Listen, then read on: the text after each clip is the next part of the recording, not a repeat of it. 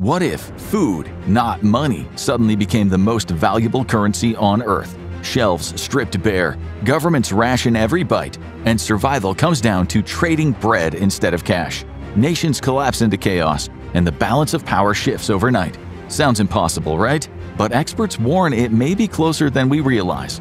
On today's episode of the Infographics Show, we're going to explore just how quickly civilization could spiral out of control if a global food shortage occurs. Global food shortages sound like a disaster movie plot, but with rising climate threats, they're a very real possibility. One spark could be massive harvest failures as extreme weather batters the world's bread baskets. Drought in some regions, floods in others. Studies already show that maize, wheat, rice, and soy could see yield declines of around 11% by century's end, even under moderate warming. And since farming itself generates a quarter of greenhouse emissions, food production is feeding the very crisis that threatens it. But harvest failures aren't the only spark. The first shock of a sudden global food shortage wouldn't happen in the fields. It would hit in stores. Countries heavily dependent on imports like Yemen, Haiti, or Singapore, which bring in more than 90% of their food, would see panic first. Wheat, rice, and corn are the staples that feed most of the world, and they would vanish fastest. And when the supply shrinks, prices explode. After the Ukraine war disrupted global grain shipments in 2022, the cost of wheat jumped by more than 50% in just a few weeks. Now imagine that scenario stretched worldwide. Within days, the poorest households that already spend up to 60 to 70% of their income on food would find themselves priced out entirely. Within weeks, wealthier nations might impose rationing systems like Britain's World War II-era food stamps. Meanwhile, poorer countries might face outright famine. Local markets would empty, shops would be looted, and the little food left in the refrigerators and cupboards wouldn't last long. But the most desperate measures begin on the farms themselves. In some regions, aid groups describe hunger seasons, the gap between when a family's food runs out and the next harvest. During this time, people turn to extreme survival strategies, even harvesting immature crops just to have something to eat. The problem? Immature grains and vegetables have lower nutritional value, spoil faster, and reduce the eventual harvest yield. In the short term, eating immature crops fills the stomachs, but long term it makes things even worse. The next fallback is eating what should never be eaten, the seeds for the next season. In normal times, farmers guard seed reserves like gold. But in a food crisis, those seeds are often the last calories available. But this has a double impact. It may feed a family today, but it guarantees a smaller or even non-existent harvest tomorrow. When immature crops and seeds run out, skipping meals becomes the grim new normal. In Malawi, a 2018 survey found that 65% of adults had cut their meal sizes at least once during a shortage, and 28% had gone an entire day without eating. But this sacrifice comes with a price. Skipping meals weakens their immune system, increases vulnerability to injury, and lowers work productivity. Small children are hit the hardest due to malnutrition at an early age, leading to stunting, wasting, and lifelong developmental problems. So what does starvation actually look like when crop yields fail? First comes rapid weight loss as fat and muscle are burned for energy. Body temperature drops, lethargy sets in, and the mind turns apathetic as the body conserves energy. Organs begin to fail, especially the liver and kidneys. Blood pressure regulation collapses, leading to fainting and heart problems. On top of that, vitamin and mineral deficiencies open the door to diseases from the past, such as scurvy from a lack of vitamin C and pellagra from vitamin B3 deficiency. This leads to a question: how long can humans last without food if there's a global shortage? It depends on fat reserves, overall health, and conditions like dehydration. Women generally survive longer than men, but in most cases death occurs once body weight falls to around half of a normal body mass index, usually between 45 and 61 days of starvation. In a global shortage, millions wouldn't survive long enough to see the next harvest. Then there are the overall societal impacts of the shortage. The immediate shock would quickly spiral into a crisis, as the global middle class would shrink almost overnight. Families that once had disposable income for education, healthcare, and small luxuries would find themselves spending nearly everything just to eat. But food scarcity doesn't just empty wallets, it changes what people eat and how. When supply systems collapsed at the start of the pandemic, about 64% of families in Bangladesh, Haiti, Kenya, and Malawi were forced to shift to lower quality food. These were cheaper calories with far less nutritional value. And it wasn't just about the quality. Families also admitted they reduced the number of meals they ate each day. However, sometimes even cheap food isn't available. When this happens, people eat whatever they can find, even if it really isn't food. People will boil inedible plants and chew on old animal hides just to survive. In Haiti, one infamous survival food is the bonbon thé, a cookie made from dirt mixed with water, salt, and fat. High in minerals, these mud cookies are sometimes fed to pregnant women and children. But it is still eating dirt, a symbol of absolute desperation with little nutritional value. Survival can also mean moving entire families. Mothers and children might need to walk for days to find regions that still have food. Fathers and sons might leave their families behind just to search for seasonal or migrant labor in order to send their wages home. Families pushed to the brink sometimes resort to child marriage, giving their daughters away in hopes that another household can feed them. It's one of the most heartbreaking decisions imaginable, but thousands of families face it every year. Now imagine that those societal problems were on a global scale, and it happened all at once. The outcome would be a collapse in society as we know it. The social scars of famine can last generations. Long-term starvation stunts growth and health permanently. The Great Chinese Famine of 1959 to 1961, which claimed as many as 30 million lives, left lasting scars. Children who were 1 to 3 years old during the famine grew up around 1 inch shorter than those who were not exposed.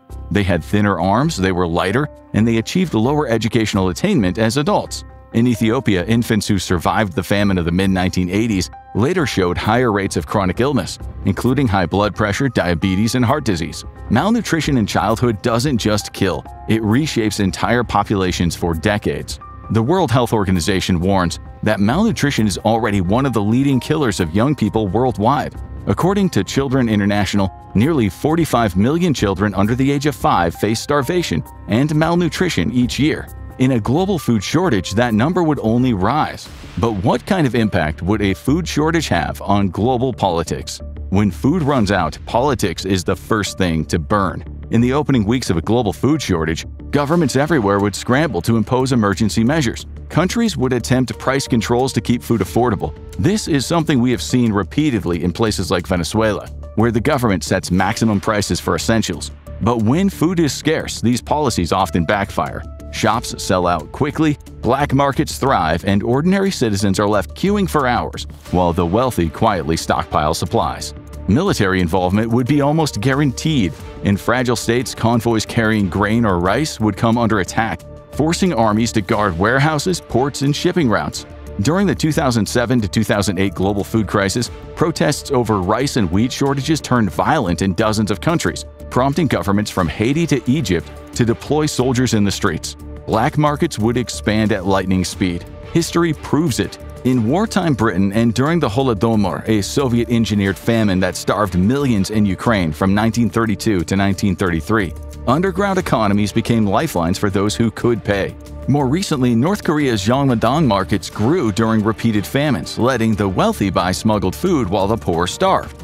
In a global shortage, inequality would explode. The rich would corner markets by paying inflated prices, while the majority would be forced into dangerous, unregulated food networks. Political unrest would not be contained to fragile states. The Arab Spring of 2010 to 2011 was preceded by a spike in global food prices. In Egypt, bread riots spread as inflation hit staples. When people can't feed their children, loyalty to governments collapses. In democracies, food shortages would be political poison. Parties in power would face enormous backlash for failing to control prices or secure imports. In authoritarian states, leaders might cling to power with brutal crackdowns. Countries like China or Russia, where governments already exert tight control over supply chains, could enact martial law and curfews to keep people from looting food stores. Rationing cards, military checkpoints, and surveillance of the general population could become an everyday reality. Meanwhile, geopolitics would take a sharp turn toward food nationalism. Exporting nations like Russia, India, or Vietnam might impose bans to secure domestic supplies, worsening the shortage abroad. Import-dependent nations in the Middle East or Sub-Saharan Africa would be forced into desperate negotiations, trading political concessions for grain shipments. During the Ukraine war, the Black Sea Grain Initiative became a bargaining chip between Moscow and the West. In a full-blown shortage, food diplomacy could replace oil as the world's most valuable leverage. International institutions would also be tested to the breaking point. The World Food Program, which already feeds over 124 million people annually, would be stretched far beyond capacity. Countries might demand reform of global systems like the World Trade Organization to prioritize food shipments. Others might simply bypass them and strike bilateral deals. Global cooperation would be under siege at the very moment it's needed most. And then there's the migration question. Mass hunger drives people to move, often across borders, and that triggers new political crises. During the Syrian civil war, drought and rising food prices were cited as root causes that pushed rural families into cities. It fueled unrest that spiraled into war. If multiple breadbasket regions collapsed at once, tens of millions could be displaced, overwhelming neighbors and reshaping politics on a continental scale. And that brings us to the economics of a global food shortage. When global food security collapses, the economic consequences are devastating, and they last far longer than the shortage itself. In the short term, produce scarcity drives prices through the roof. Basic foods would quickly become luxury goods, accessible only to the wealthy, while the poor would spend nearly every cent of income on calories. Economists call this a consumption squeeze. Households cut spending on everything except food, causing retail, manufacturing, and services to grind to a halt. But the economic shock doesn't stop at higher prices. Starvation itself reduces productivity. Malnutrition limits people's ability to work, attend school, or even think clearly. The World Health Organization warns that undernourished workers earn less, work fewer hours, and are more prone to illness. It creates a vicious cycle of poverty and lost productivity. If a food shortage went global, even wealthy economies could contract sharply. Entire industries would see their workforces shrinking in efficiency, not because of automation or outsourcing, but because of empty stomachs. Meanwhile, governments would be trapped in a dangerous feedback loop. As unemployment rises and tax revenues fall, states have less money to fund food imports or welfare programs. Rising food costs create inflation spirals, while collapsing demand in non-food sectors drives recession.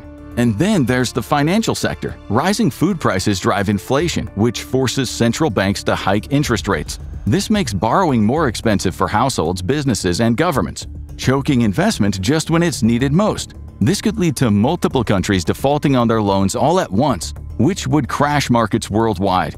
In the end, entire economies could collapse under the pressure. Food is the ultimate non-negotiable commodity, and when it is scarce, everything else such as currencies, governments, and borders become fragile. A sudden global shortage wouldn't just shrink the global economy, it could dismantle it.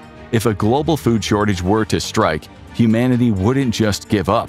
We'd be forced to innovate, adapt, and rediscover survival skills that we have nearly forgotten. But how exactly could we prevent such a catastrophe, and what would life look like if we had to live through it? One lifeline scientists point to is technology. Advances in lab-grown meat and synthetic proteins could one day provide an alternative food supply that doesn't rely on traditional farming. But there's a problem. Scaling production fast enough to feed billions would be nearly impossible. Current methods are expensive, energy-intensive, and require specialized facilities. In a sudden food crisis, synthetic proteins might help, but they wouldn't come close to replacing global agriculture overnight. That's why communities often turn to something far older than science: each other. During shortages, families with even small suburban gardens could begin growing vegetables they could share. Small-scale gardening might not solve global shortage, but it strengthens resilience and keeps local communities alive. Some people would turn to foraging, just as our ancestors did. Wild berries, edible roots, mushrooms, and even insects can provide sustenance when shelves are empty. But foraging is unreliable, and it definitely wouldn't be able to feed the whole world. In urban centers, millions of people relying on wild plants would quickly strip the landscape bare. This would most likely result in a mass exodus as people searched for untouched land. History shows us that in times of crisis, entire societies can mobilize food production on every scrap of available land. During World War I and World War II, the United States, Britain, Canada, Australia, and other countries transformed their public spaces into victory gardens. By 1943, there were millions of these gardens across the United States, producing somewhere around 40% of all vegetables consumed in the country that year. In London, even royal parks like Hyde Park and Kensington Gardens were converted into allotments. With proper coordination, ordinary people can make real contributions to food supplies, but only if governments step in to organize and distribute resources fairly. Looking beyond crisis management, prevention is equally critical. Soil depletion currently threatens 33% of global land, according to the United Nations. Without investment in sustainable farming such as crop rotation, reduced fertilizer overuse, and regenerative agriculture, our food systems remain fragile. Building regional food reserves, diversifying crop sources, and protecting trade routes are also essential steps to avoid cascading supply shocks. Global cooperation would be the ultimate solution, but also the hardest to achieve. Organizations like the World Food Program already provide emergency assistance to around 125 million people a year, but their work depends on stable funding and international goodwill. In a worldwide shortage, wealthy nations would be tempted to hoard supplies rather than share them. So how would humanity survive a global food shortage? Part technology, part community, part desperation. Lab-grown burgers might appear alongside balcony tomatoes, wild foraged greens, and rabbits raised in city courtyards. The solutions wouldn't be uniform or always dignified, but history suggests people will do whatever it takes. In the end, survival might depend less on what's in the fields and more on how well societies can adapt together. It's worth addressing the elephant in the room at this point and talking about food wars. If food became scarce globally, it is highly likely that conflicts would arise. Throughout history, scarcity has been one of the most powerful drivers of conflict, and in a global crisis, nations would quickly weaponize food to secure their own survival. The first spark would likely come from countries that dominate global grain exports. Today, just 5 nations, the United States, Russia, Ukraine, Canada, and France, account for over 60% of global wheat exports. If any of these powers were to restrict shipments, importing nations in Africa, the Middle East, and Asia would face immediate shortages. Desperation breeds aggression. Resource-hungry nations might even be tempted to seize farmland beyond their borders. Water could become a flashpoint. Since crops rely on stable irrigation, countries controlling key rivers like the Nile, Tigris, Euphrates, and Indus could weaponize water during shortages. Already, Egypt, Ethiopia, and Sudan have sparred over Ethiopia's construction of the Grand Renaissance Dam, with Egyptian officials warning that water insecurity could become a matter of life and death. If food supplies collapse, these tensions could escalate into outright war, as nations fight not just for water but for the farmland it sustains. Powerful nations might weaponize food aid as leverage. In the Cold War, both the United States and the Soviet Union used grain shipments to influence allies. In a future crisis, food could once again become a tool of coercion, with wealthier states deciding who eats and who starves. Poorer nations could find themselves forced into military or political alliances just to secure basic supplies. Conflict could also erupt on the high seas. Much of the world's grain, soy, and rice trade flows through critical choke points like the Suez Canal, the Strait of Hormuz, and the South China Sea. In 2021, the temporary blockage of the Suez Canal by the ship Ever Given disrupted global trade.